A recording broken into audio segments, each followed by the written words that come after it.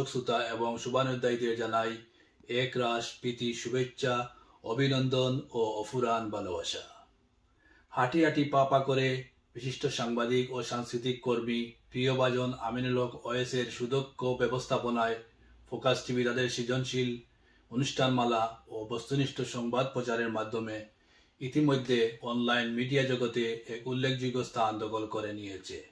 আমি আশা করব ভবিষ্যতে তাদের এই অগ্রযাত্রা অব্যাহত থাকবে।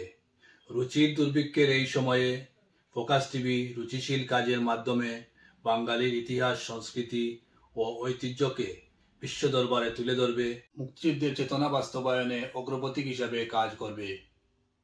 ফোকাস টিভির সাথে থাকুন, ফোকাসে থাকুন, আলোতে থাকুন, হাত রাখুন প্রজন্মের হাতে।